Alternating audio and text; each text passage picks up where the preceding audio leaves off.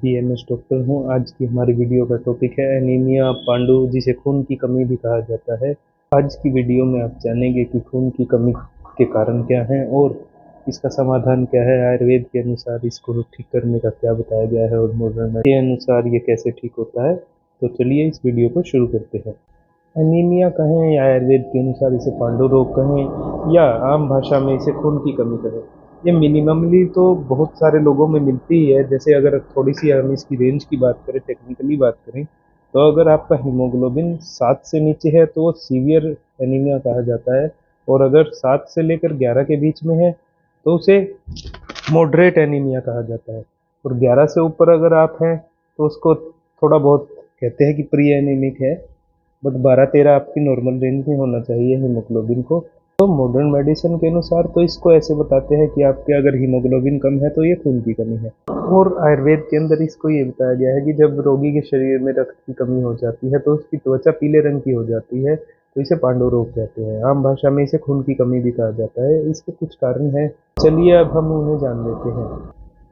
Mainly तो ये nutritional deficiency की वजह से होता है, जिसमें मेनली है आयरन और विटामिन B12। और ज़्यादातर देखा गया है कि आयरन की कमी के कारण होता है, और ज़्यादातर ये महिलाओं में होता है जो अपना मेंसेस के दौरान उनको हैवी ब्लीडिंग वगैरह होती है, तो महिलाओं में थोड़ा ज़्यादा मिलता है।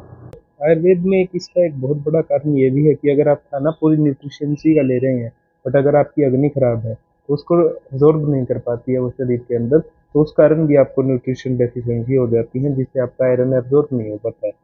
तो अब हम इसके लक्षण जान लेते हैं। इसके लक्षण ये है कि आपके शरीर में थकावट रहेगी, एक आपका मिट्टी खाने का मन करेगा, दूसरा आपका शरीर थोड़ा पीला हो जाएगा। अगर आप थोड़ा बहुत काम कर लेंगे, एक्सरसाइज करेंगे, तो आपको डिफिकल्टी होगी ब्रीथिंग करते हुए, तो ये भी एक एनीमिया का लक्षण है। तो ये बहुत सारे लोगों में तो ये आमतौर पर ये लक्षण मिलते हैं, कुछ लोगों में कोई लक्षण नहीं मिलते, बस उनके शरीर में थकावट रहती है। तो ये तो आपने जान ली है कि एनीमिया का लक्षण क्या है। अब इसको कंफर्म करने के लिए या तो किसी डॉक्टर की सलाह ले सकते हैं या एक बार अपना हीमोग्लोबिन चेक करवा सकते हैं। अगर हीमोग्लोबिन ठीक है फिर भी अगर आपको ये लक्षण है, तो आयुर्वेद के अनुसार तो ये हो जाते हैं। कई बार लोगों की कमी दिखती नहीं है। अगर आप किसी तरह की स्मोकिंग वगैरह या हैजार्डियस जहाँ पे स्मोक है, डिफिकल्टी ब्रीदिंग है, तो वहाँ आपको हीमोग्लोबिन बढ़ा हुआ ही मिलेगा, बट आपके शरीर में फिर भी खून की कमी हो सकती है। तो इसके लिए आप क्या कर सकते हैं? इसमें आप सबसे पहले अपने लाइफस्टाइल को चेंज कीजिए। प्रॉपर टाइम टेबल से उठें, प्रॉपर टाइम टेबल से सो जाएं, स्ट्रेसफुल इवेंट से बचें, और अपने खान पान के अंदर जैसे आप लहसुन, आंवला, अदरक, हल्दी, पपीता, काली मिर्च, इन चीज़ों का प्रयोग करें, और अनार जैसे फल फ्रूट्स का लें, जो कि आपके रक्त को बढ़ाने में सहायता करेंगे। अब मैं आपको आयुर्वेद में इसकी कुछ क्लासिकल मेडिसिन बता देता हूँ, और साथ ही मॉडर्न में भी बता देता हूँ कि कौन सी मॉडर्न मेडिसिन यूज़ होती हैं इसको ठीक करने में। तो सबसे पहले हम मॉडर्न में तो आपको फिरस सल्फेट की और बहुत सारे आयरन डेफिशिएंसी की कमी की टैबलेट्स आती हैं। फिर भी आप इसको एक बार चेक करवा कर लें अगर मॉडर्न की ले रहे हैं, क्योंकि बहुत सारे लोगों में सिर्फ विटामिन B12 की कमी होती है, वो आप ब्लड टेस्ट कराएंगे तो उसमें आ जाएगा।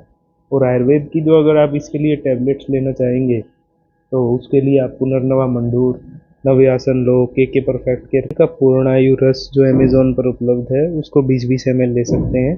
उसमें सभी चीज़ें हैं जिससे आपकी कमज़ोरी वगैरह भी ठीक हो जाएगी। और साथ ही अगर आप ऑफलाइन लेना चाहेंगे तो आप तो लोहा सब जैसी जैसी मेडिसिन्स ले सकते हैं।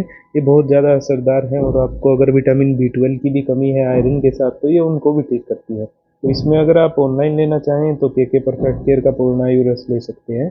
इसके रिजल्ट भी अच्छे हैं। इसमें और अन्य पदार्थ भी हैं जो ताकत भी बढ़ाते हैं शरीर के लिए, तो आप एक बार ज़रूर देखें। तो अब हम इस वीडियो को यहीं पर समाप्त करते हैं। इस वीडियो को ज़्यादा से ज़्यादा लाइक कीजिए, शेयर कीजिए, जिससे सभी लोगों को इस जानकारी का पता चल पाए और आसान भाषा में आयुर्वेद के लिए जागरूकता हो पाए। तो धन्यवाद। इस वीडियो को लाइक और शेयर कीजिए।